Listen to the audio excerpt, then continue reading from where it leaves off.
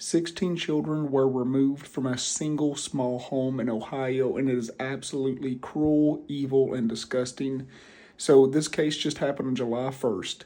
The police were going to this home for a completely unrelated investigation, not having to do with the kids whatsoever. And when they got there, they realized that they were in a house of true horrors.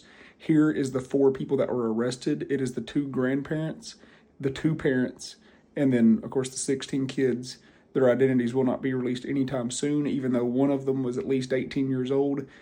These kids have been found in like a feral condition. These children don't, like, they are essentially rabid and wild. And I don't know how else to talk about this. It's about to get really dark, so if you guys are sensitive, please scroll to the next video because this is about to get really gruesome and really dark. So these 16 kids were confined to the same one room. Could you imagine being in a single room with 15 other people? The police talked about there was just feces all over the walls. There's bodily fluids everywhere. These kids were, 16 people in one room. And it seems like that was also their bathroom. They were just, peeing and pooping. And it's not these kids' fault. They were literally raised like an animal. They were birthed out because it has been confirmed, supposedly, and I'm saying that lightly, because I'm worried about inbreeding cases amongst the kids, especially since some of them are older teenagers. And they didn't know anything. Some of these kids didn't even know how to speak. Literally, there are 7 and 8-year-old kids that are pulling out of this house that do not know how to talk. The 18-year-old does not even know how to write her own name. And I'm not slamming the kids, obviously. I'm just telling you this is the conditions they were in. It's kind of hard to talk about. So, as I'm looking and reading through these details, I'm getting more and more mad because of the way the town is handling it. Now, some people have already asked, how have they not found out, about this beforehand? This family apparently moved around a lot over the last 20 years. The mom and dad supposedly started having kids with each other when they were 15 and 18 years old. So the mom was 15, the dad was 18. And they've been having kids essentially constantly for the last 20 years. Which still, I almost guarantee we're going to find out some of these kids are each other's kids. We'll get to that in a minute. Anyhow, the neighbors to these people said they didn't even know they had kids. Okay, the neighbors like, we never saw any children. There was no kids that ever came and went. The stores that they apparently frequented, like the grocery stores, said they never brought any kids in with them. They never really they never bought like kid items or anything.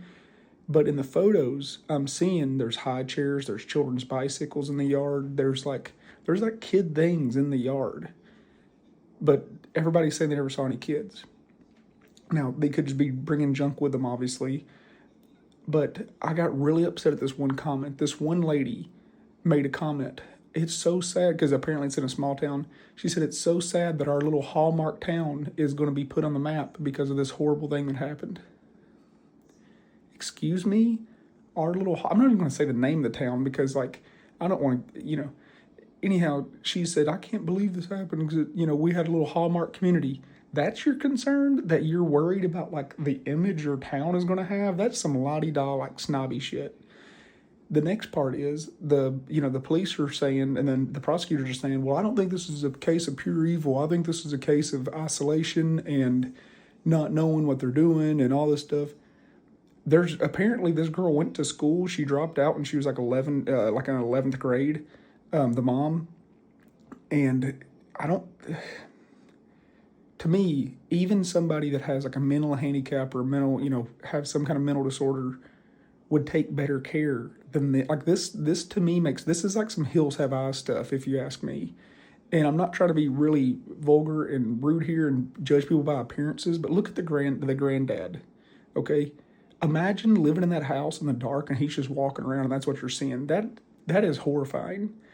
And I don't want to be too judgmental.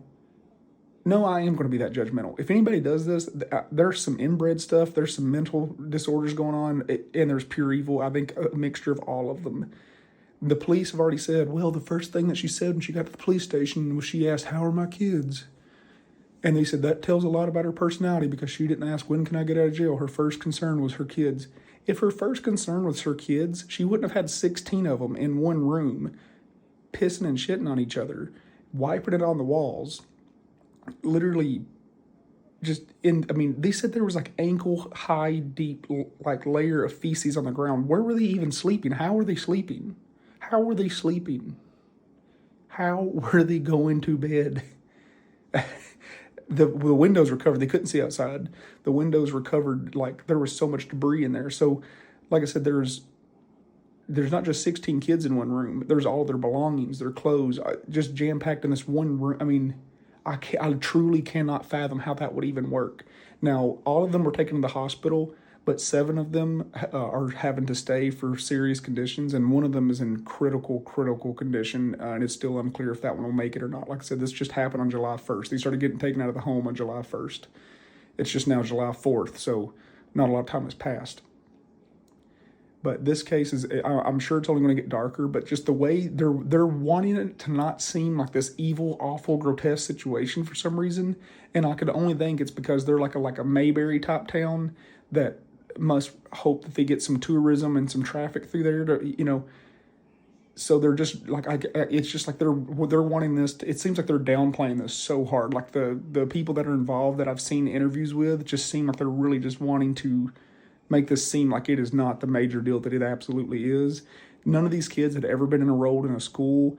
A lot of them apparently were home births, so there's essentially no record of them even existing. So that was the next point I wanted to get to, is how did people at the hospitals not know that these kids were existing in these kind of situations?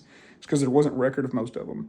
And that's why I think in the future they're probably going to do DNA tests. This information is probably going to be confidential, but I would have to imagine that living in like that, the 12, 13, 14-year-olds, I'm sure some of those like younger kids are probably going to belong to those teenagers, because if you're locked in a room like that, that's what's going to happen. And this brings me to my last point. The kids would essentially have to be feral, because just like animals, that's how they're being raised. How were they eating? If they were being confined to that room, how was the parents or grandparents just opening the door and literally just throwing their table scraps in there? Because how were they eating and competing for food? Because if they could get out of that room, they wouldn't have been pooping all over the floors and the walls and stuff. They had to have been staying in that room. So just like you throw slop out for pigs, was somebody just opening the door and just throwing in like pizza crust and, whatever they'd been eating? And then where is it landing at? How would they eat without getting contaminated with all the stuff? What were they drinking? The more you think about it, the darker it's going to get.